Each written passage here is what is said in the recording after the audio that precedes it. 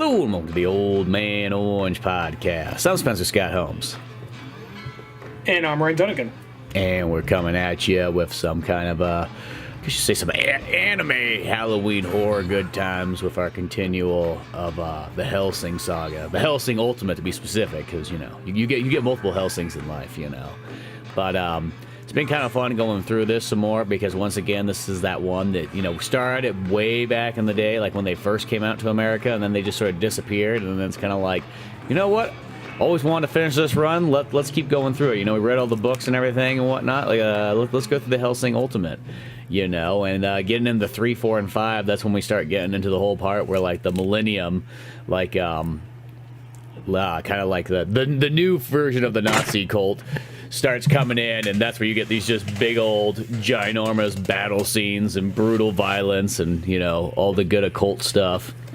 Yeah, well, there's something about, like, is the first one is just kind of presenting the world. The second one is like, okay, here's a little bit of more of that world in action, and we're teasing, oh yeah, I guess we're fighting Nazis now. And then I think, like, from here on in, this thing just keeps moving.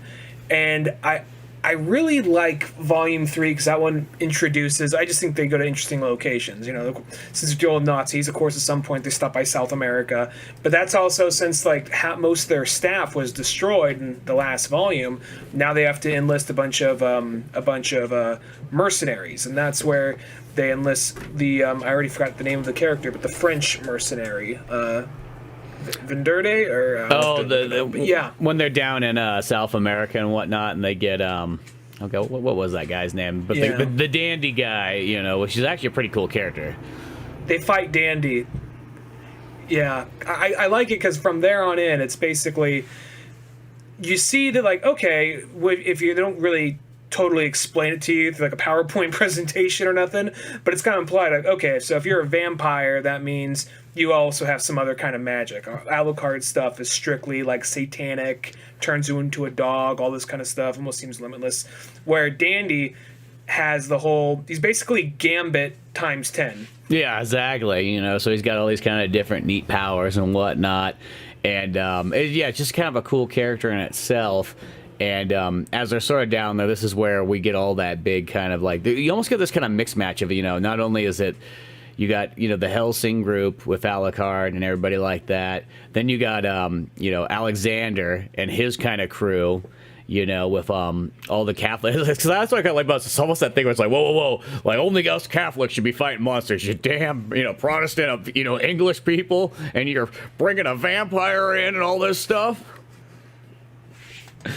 Like, that's... It is kind of like, hey, guys, there's enough vampires for us all to kill. Yeah, it's like, no. The Catholic Church takes care of that problem. Well, you guys aren't doing a very good job of it. Whoa. You know, we're working on it, you know? This show makes you, the show, and as well as the comics that precede it, make you hate the Catholic Church. I mean, I already hated the Catholic Church. Yeah, but it makes you cool with, like, but... okay, I hate the Catholic Church, but this priest, and this priest are pretty cool, though. You know? Like, it makes you go, like, Anderson, like, okay, Anderson's cool, Yumi's cool, I think Hansel, the chick with the 2 guns, she's cool. Mm-hmm. But when it gets to, like, Maxwell, I forget, Maxwell, whatever, like, long-ass Italian name. Fuck that dude. Oh, yeah. Fuck him hard. They do a good job of it was kind of weird because then you hate the ever... Like, this is something that... Yeah. No, definitely. It's kind of weird because when I think about, like, with Van Helsing, like, the movie and whatnot, and just kind of that thing, it's like, it says he's working for the Catholic Church in that one there, so it's like... You try to combine all these Hellsing stories together, and you're like, oh, I wonder where that, like, fusion broke apart at. Yeah, at what point did they say, well, fuck you, I'm going to do my own band? Going to England.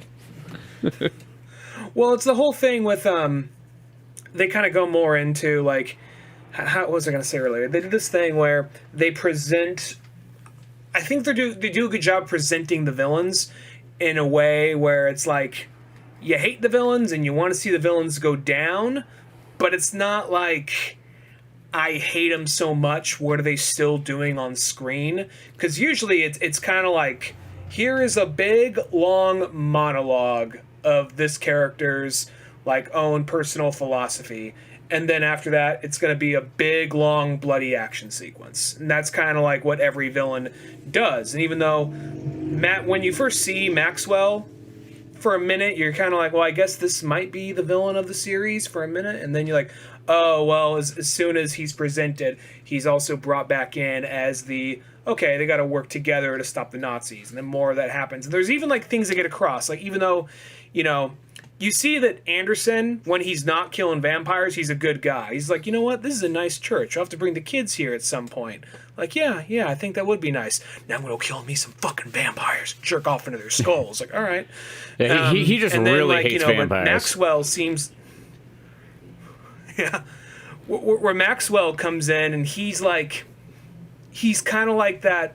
He's like looking, he says all this stuff out of the Bible, but he's looking for an excuse to kill you. Because he thinks he's holier than thou. Mm-hmm. Yeah, he's definitely kind of taking it to like that next level and so on. But no, that is kind of the thing, is like the whole roundabout of all the different characters and so on is just a very interesting group. I mean, even like, you get like the Hitler Youth boy who's got like the cat or wolf ears or whatever the heck he is, which I always, in the book, I always think of him as a girl because it feels like he's drawn like way more like a girl, but it's like, oh yeah, I guess it is a boy. Yeah, it always seems like that weird when anime I first thing. read the book, I guess I it's a thought boy. It looks like a girl, but I don't. I mean, it literally looks like Sarah's. I think it's also just one of those things, cousin. Yeah, but it's also one of those things where I feel like they're trying to. If there's any doubts, doubts that like, is the general like a bad guy? Like, if you ever had a shred of like, well, is he really a bad guy? Like, well, he's fucking a Nazi cat boy, so that's something. I mean, I'm assuming there's a reason why he's just kind of leaning against his leg, like, oh my, like that, So. Yeah, that's the guy in there. It's like, well, it's not just not just the boy he's got there too. He's a cat boy. Perform some experiments on him down south, down the deep south of America. Well, what's the cat? There's that like Schrodinger's cat, like that's his name, like Officer Schrodinger. So it's kind of like the whole thing, like. The cat's already dead kind of philosophy. The thing like the cat in the box. Is it Schrodinger or Schronheimer's cat? Something like that? It's something like that, I think. I will say, I do love that, like, once that little boy's interested in that whole little philosophy. Boy. When the boy comes to bring the message, to Hellsing and everything there and so on. And I just love at the one point he just gets shot in the head, just blows his brains out. It's like, obviously he pieces himself back together in some, magic and all that kind of stuff, Catboy thing, 9 lives, all that kind of bullshit. But I laughed so hard when that part happens. Well, that part just does go from 0 to 60. Totally. Like you almost don't even expect it and so on like that. But then it's just like, oh yeah. Because at first when I saw that part here, I'm like, wait a second, I thought that boy was in this thing for like the whole time. You know what I mean? I'm like, I didn't think he was just like a minor character thing. I'm like, oh no, okay, there he is. He's back now. Okay.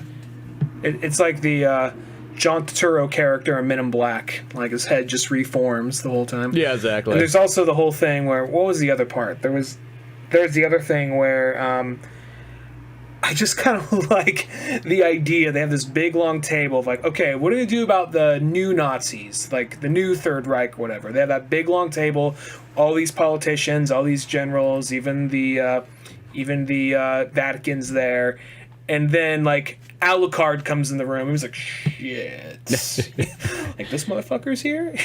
Like they don't really know what to do, and like even the Queen's like, oh shit, what's up, dude? Yeah, exactly. She's like the only one. It's like, Alucard, dude, get the fuck over here. Yeah, he comes like, hey, what's going on? You're looking fucking hotter than ever. Just like flattering her and so on. And then there's what was the other thing? There's like there's the thing they do more with Alucard, where it's kind of like, even though, because he's beholden to follow Integra's commands, so they do the whole thing where he'll do what she says, but then on top of that, he's gonna like try to mentally fuck with her because it's not against the rules technically. So it's like, okay, so we're in Brazil right now, and a bunch of people who don't even know what's going on are gonna come in and try to kill us. Now we can tell them what you want. I'm just following your orders. So what am I going to do? Am I going to tell them what to do? What we're doing and why we're really here? Or should I just kill everything? You know? And she's like, you know the fucking answer. She's pissed off, and he's trying to put that guilt onto her that like, hey, look, I'm the gun. You're the one pointing it. Mm-hmm. So I'm just doing whatever you tell me to do. So after he does that, he says like, so how does it feel? You killed how many people just to hide a secret? And she just like unloads into him, and he's like, oh, I fucking love it. You know, like I think they do get across. Like I think they go like some of these characters have this extreme like S&M thing, because even when like the general like Alucard likes being yelled at and being told like shut the fuck up, do your job, and even though he can kind of do whatever he wants to a degree, and then the general is just like, I love war, I love killing people, I love this, I love that, I love losing and getting my head stomped in by a U.S. boot. Like, oh, okay, cool. Yeah, because it's like they literally have just like, I don't know, the millennia, like the Nazi thing. I mean, I guess it's going off that like, well, it's like the weird thing is, if I remember correctly in the book, isn't that guy like the guy who's in charge of the millennium and whatnot, like super like old, like almost in a sense, like literally like, you know, World War II generation old, like he comes that far back? There's this whole, yeah, that's the thing. He was there in that whole time, and I don't remember if they say like, well, I know what it is in the book. Yeah, well, that's but, I'm thinking of it from the book. I just remember him being kind of old. I don't think they mentioned it at all so far yet in the Hellsing Ultimate. You know, at this moment it's just kind of there, but like it's almost like all those characters in there are all way older than they really are. Same thing with like the Rip Van Winkle like lady in the Hellsing 4 episode.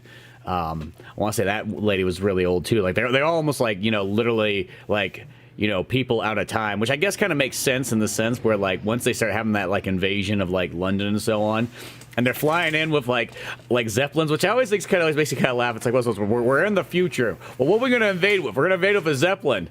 But aren't they going to see us coming in? We're going to be coming in at like 20 miles per hour. Like, oh, no. Invading with the Zeppelin again. Well, there's like a real quick like joke in the Team 4-star abridged version of this. Uh-huh. They're saying something kind of like, because there's that guy trying to hit on that girl, and they edit over that. And he says like, hey, mate, what's the last thing you ever thought you'd see when you're looking up into the sky? Like, I don't know, man. That's a deep question. No. It's Zeppelins. It's fucking Zeppelins. Look, just Zeppelins rolling in. And then, like the Nazis, like, we got our secret weapons. Zeppelins!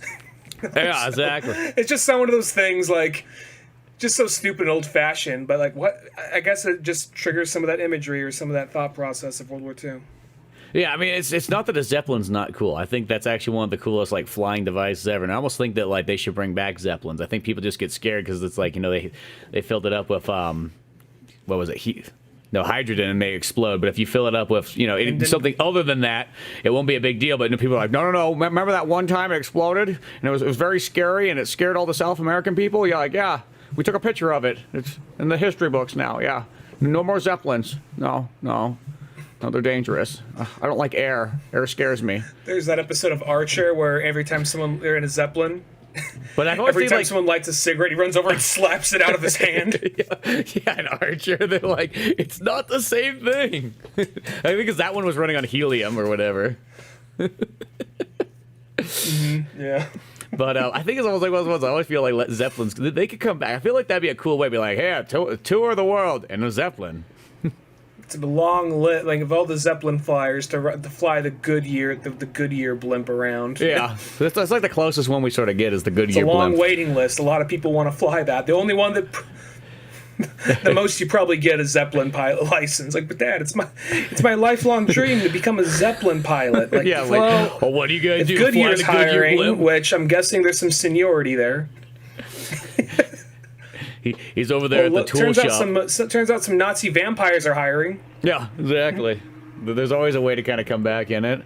Or it could be like in a Command and Conquer Red Alert 2 where the Soviets have the Zeppelins, which are like the strongest ships. Which they come over extraordinarily slow, but they can like just take bullets for days as you're bombing the other guy's base. Yeah, there you go. So it's either Goodyear Zeppelin, Red Alert, or Nazi vampires. There's your options. Yeah, exactly. But I just feel like that invasion, it's like one of those ones like to London and Hellsing. It's like, talk about like, what nobody in England saw that coming.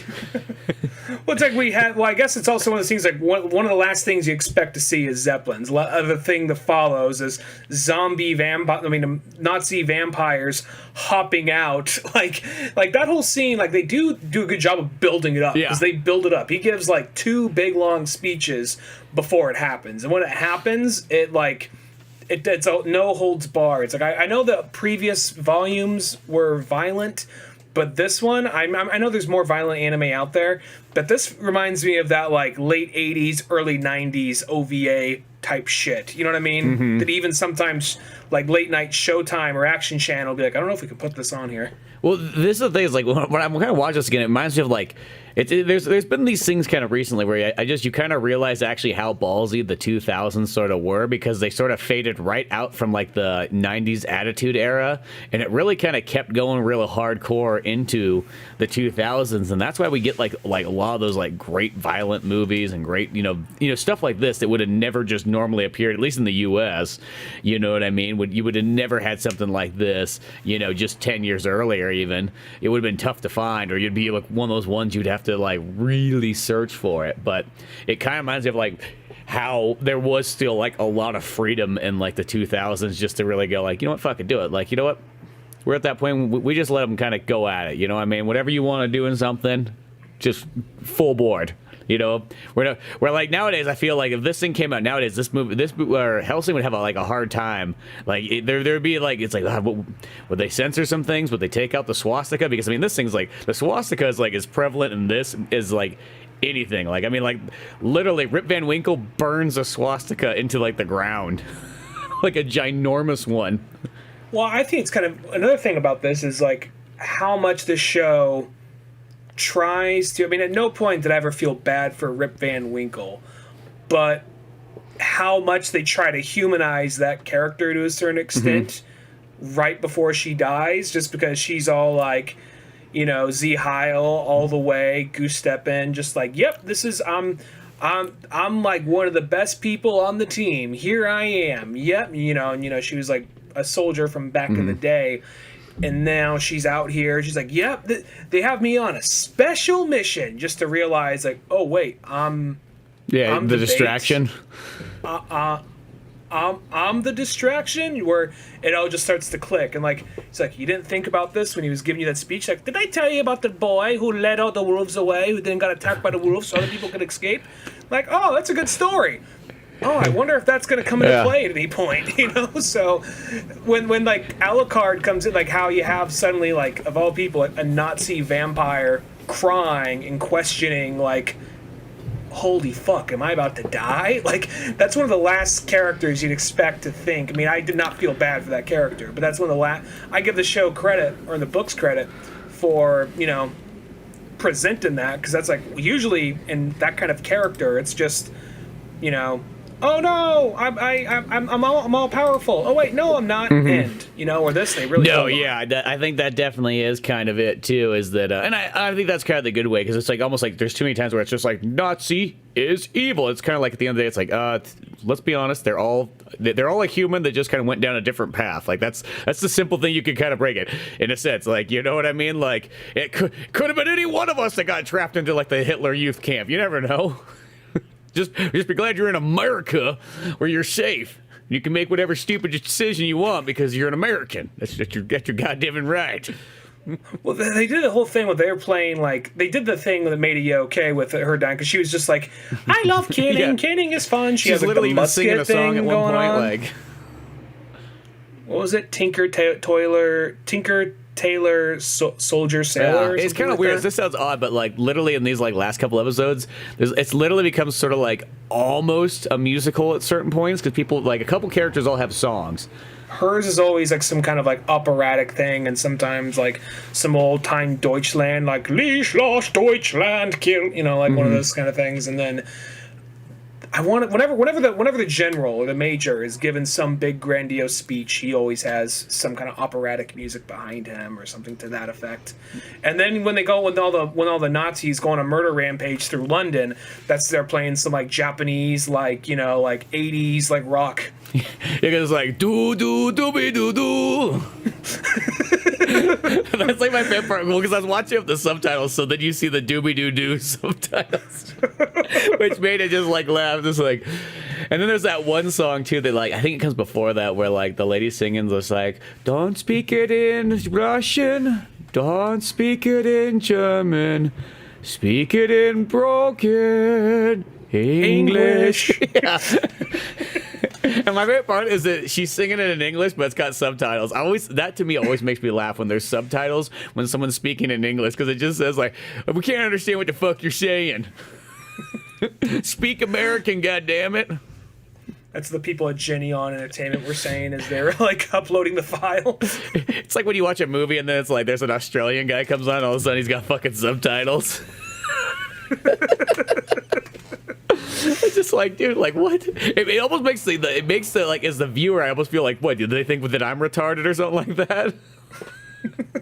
They're like, the census says yes. Oh, yeah. Well, we had like a little like a study panel of viewers come in that we tested at the mall. Yeah, we learned that they were kind of retarded. They couldn't understand the Australian guy. So yeah, that's why we have it there. Maybe it doesn't help that we set that up in front of like the Spencer's gifts. Yeah, exactly. The guy was back there trying to, get into the 18, over kind of section. He's like, hey man, like I just want to get in there. It's like, what? I'm 18. Like, son, you're 11 years old. It says it right there on your jacket. Oh shit! I knew I put on the wrong jacket today. Yeah. It just says like, my name's Tommy. Nice to meet you. If I'm lost, call this number. Yeah, damn it, Mom. Why do you gotta keep writing that on permanent marker under my like jacket? but yeah, like going back to Hellsing though is like, yeah, like that battle scene too between like Rip Van Winkle and Alucard when they're on top of like the big old like aircraft carrier and so on. That one's pretty sweet. I mean that's literally what like Hellsing's filled with so much of is like, just like a badass battle scene. Just with like, copious amounts of gore and violence and really like super like well detailed and very kind of almost like over the top like designs. Well, yeah, just plus the imagery of just like this crashed naval ship with the skeleton of like a jet that just went like this, like just nosedived right into it. So it looks kind of like a cross is kind of left over, sort of. Mm-hmm. Yeah, no, it looks super cool like that. And whatnot, and that kind of like that distraction of like leaving, in that battle scene there, and then like once Alucard realizes like, oh shit, I'm left here on the ship, and I guess Saris is there too. I feel like what the hell happened to Saris? Sometimes she's there, and then all of a sudden she'll be like gone for like a good while. I'm like, what the hell did she go to? She's just hanging out at the Hellsing mansion or something. No, she can't be there because she had to drink Integra's blood or something. Oh, that's right, she does do that at some point. I like that when Integra shows up, she's just like, what, you think you're gonna fucking eat that? Like, you're a fucking vampire now. Get this shit out of here. Gets her first hit of blood, and she's like, oh, fuck yeah. Yeah, one of those ones. It's like the part like in like Interview of a Vampire where like Brad Pitt's character is just like, I don't want to drink the human blood, and Tom Cruise is just looking at him like, you fucking pussy. You fucking eating people's dogs and shit. Like, you know what I mean? He's like, I just wanted to die and you like give me immortality, which is like actually the biggest dick thing you could possibly do. Someone's trying to kill themselves, you'd be like, you know what, fuck this guy, like we'll make him live forever. See how he likes that. What was the example I was gonna make for something? There was going back to like the whole like Integra thing. They go out of their way in this to like they already let you know that she's a badass, but I think something about you could still call this a horror just by subject matter and the violence alone, but there's really never that much of a sense of dread because all the main characters are so competent at what they do. Few of them ever die. And when Integra, I love that part when they're in the command room and Integra is sitting there and all these vampires come running in like, ha, we're taking this whole thing over. How do you think we finally caught the Integra Wingate's Hellsing. Ha! You know, like, really? You fucking guys? You thought this was a good idea?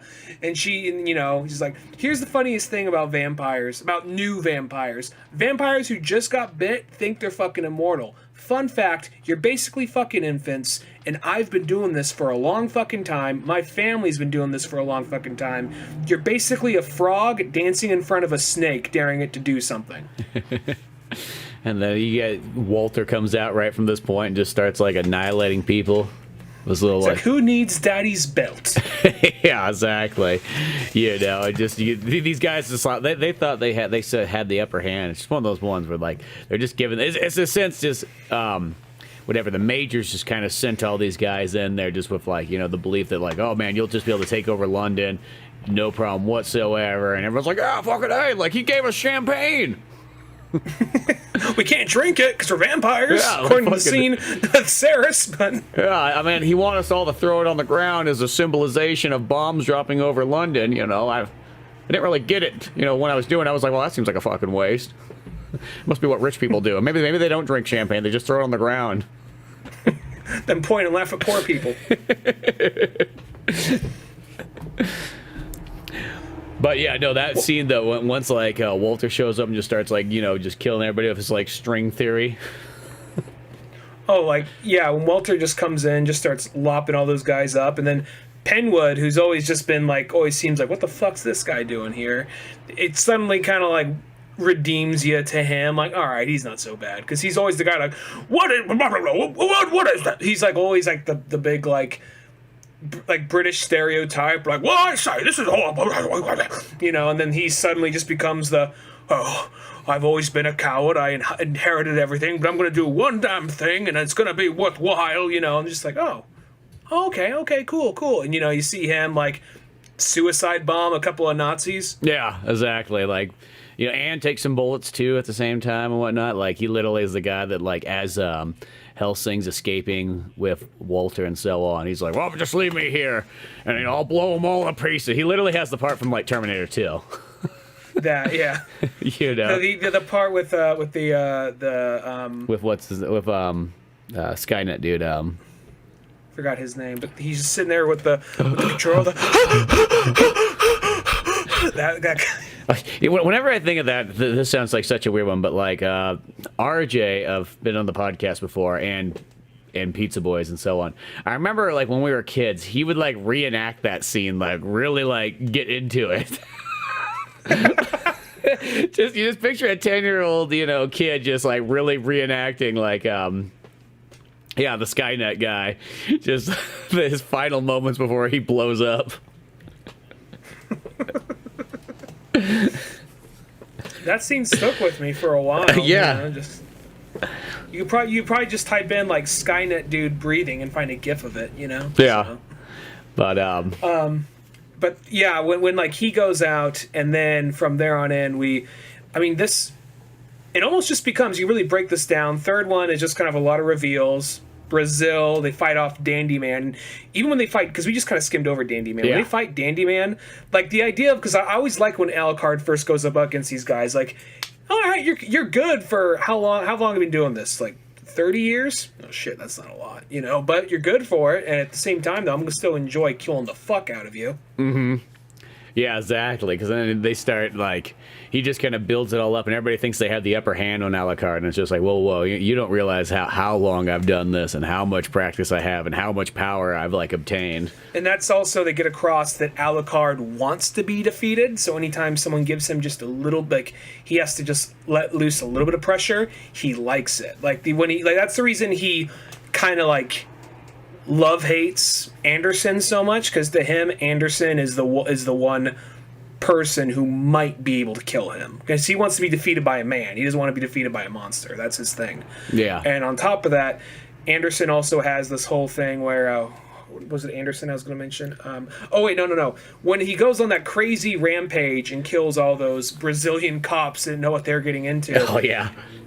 When he goes in there and he goes up to the one guy and he's just all full demonic by this point, and the guy pulls a gun and blows his brains out, Alucard's like, fucking goddamn it, like he didn't want it, like not just because like, oh, I couldn't kill that guy. It was more of like maybe this guy has something in him that I don't know about, but oh no, he doesn't. Nope, Fuck. no, he just kills himself and so on.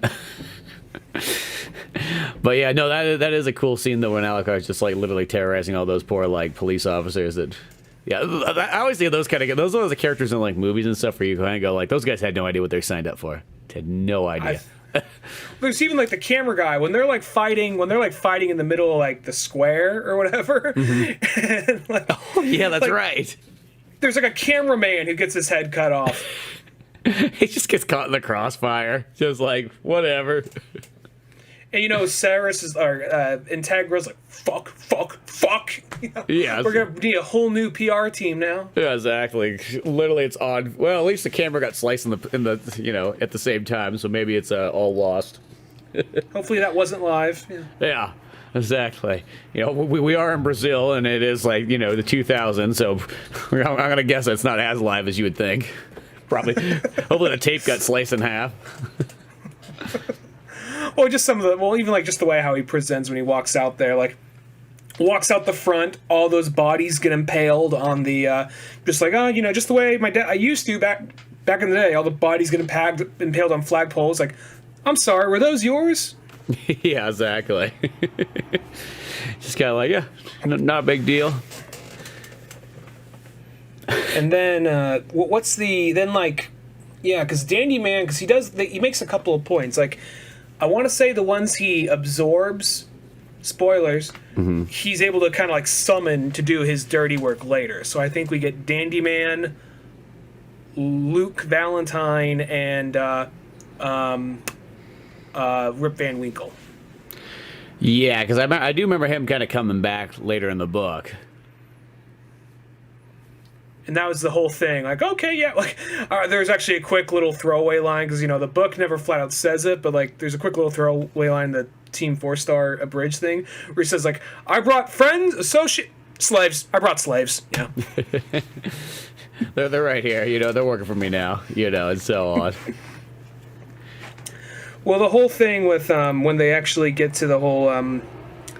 I'm trying to, because I remember all the major moments, but it's kind of like in what order did they happen in. So watching this, I'm like, oh yeah, this part. Okay, I remember this part. I just didn't know when it comes up. So I'm trying to think of like, is that when? Oh no, that's a spoiler, so I can't say that. But yeah. Yeah. There is this thing though where they do a good job of presenting the Vatican. Like you kind of see like why the Vatican's a little bit more of a force to be reckoned with in this, because before it was just Anderson and then his asshole boss, but now we see the kind of like the rest of the crew. And if you read the manga, there's a little short mini story in the back of the first or second volume where the nun and the lady with the two guns are working together, like in the Middle East somewhere. So. Mm-hmm. Oh, I do kind of remember that. I think that later on they take some of those like extra Hellsing like comic stories that were kind of out and they piece them into the Ultimate series somehow, some way. But I think that doesn't happen for a while.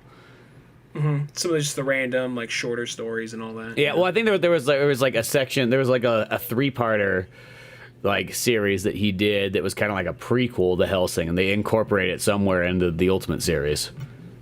Is that Hellsing the Dawn? Yeah, or that one. Is that separate from? Is that in those in the mangas, or is that a separate little thing? That was a separate thing because I think those came out. Oh shit! They came out way later.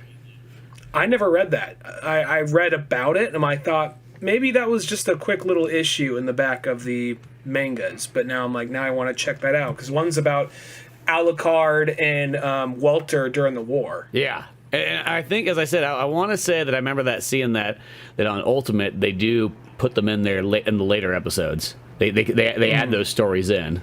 Okay, well that probably also helps give more context to what happens near the end also. So yeah, they do that whole part where Walter's like, "Ma'am, you got to take the car and get the fuck out of here," and he goes off to fight against the one Nazi who just doesn't talk, who just stands there with his collar up all the whole time, covering most of his face. Oh yeah, that's right. Because then Walter kind of goes there, and the next thing you know, you got Integra driving down the road with a bunch of vampires running at like high speed after her.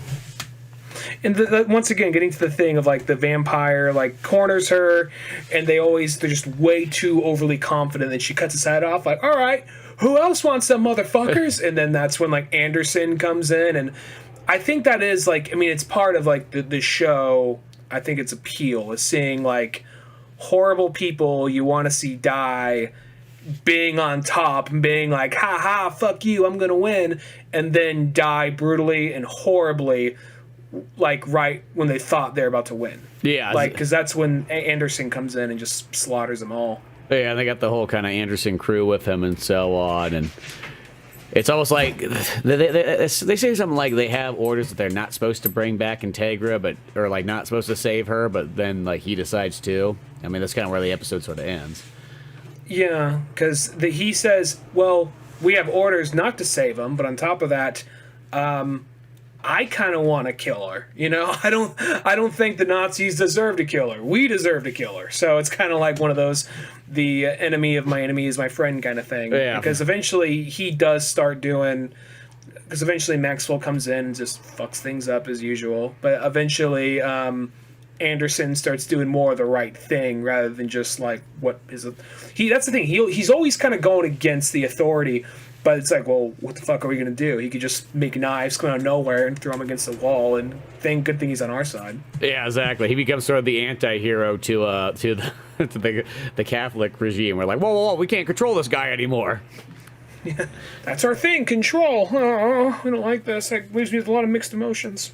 But yeah, like that's kind of like where this kind of main episode, the fifth part, sort of ends at, and then there's that following like ending credit scene where like Alucard's like, "Hey, I'm still on the ship here. I guess I'll just have to drive it to England."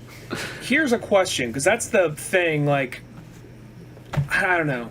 I feel like bringing parts of my question up will spoil it for people who are maybe watching this or reading it along with us. So I don't want to say too much, but.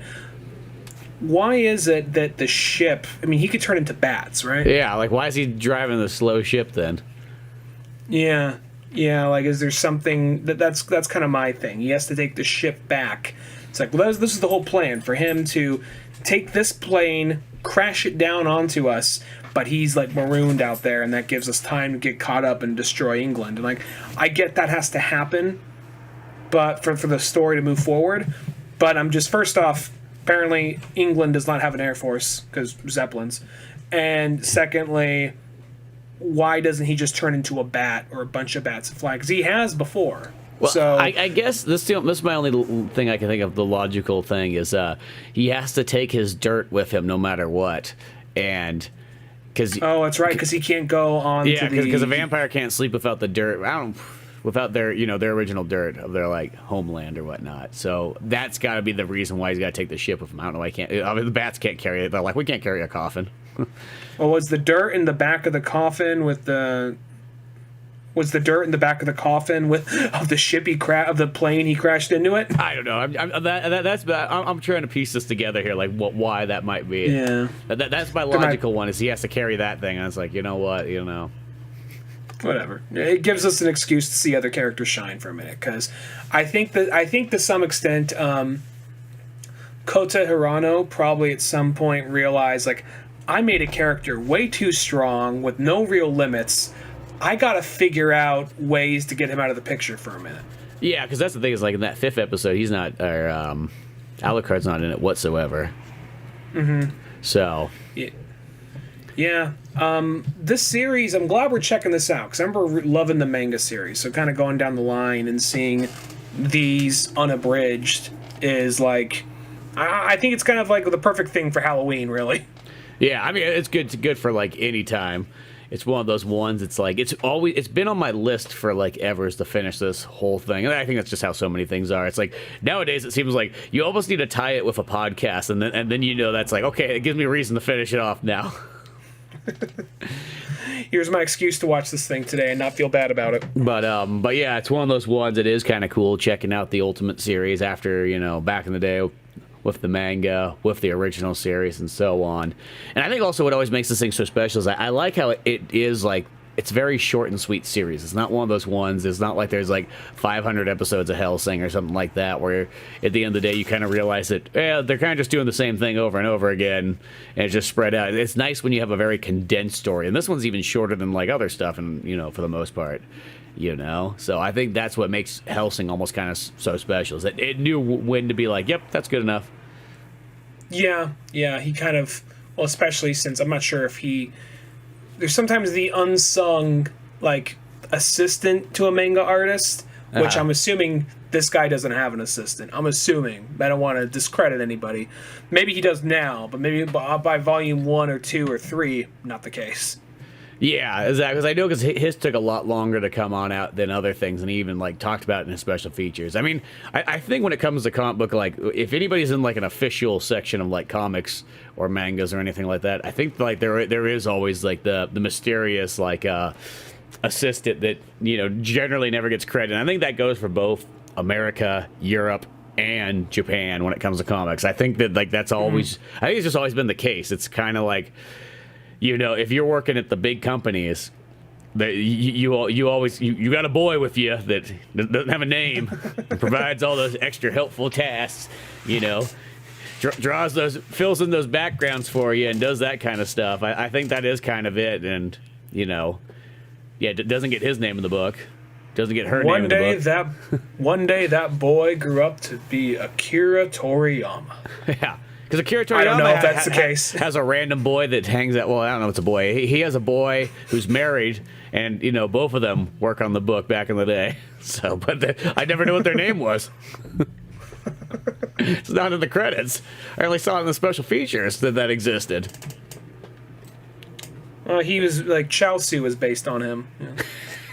This thing is like, who's your assistant? Chaosu. Yeah, right there. Like, oh, is that supposed to be an insult? No, you're a pretty good character and everything, and you could change the outcome of these battles here and so on, and flip the cards around there when they decide to put the tournament together. Like, well, that doesn't sound that great. You just look like a little doll that always gets like shot and falls to the ground and ends up dying half the time.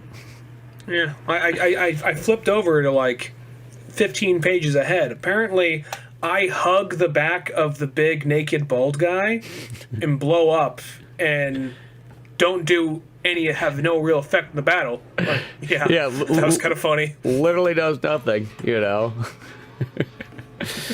But yeah, no, I look forward to finishing off the Hellsing Ultimate. Good times in store still. But all that, go check out oldmanorange.com for more podcasts, comic books like Pizza Boys, old animations, and all that fun stuff. I'm Spencer Scott Holmes. And I'm Ryan Dunnigan. And we'll see you some other time.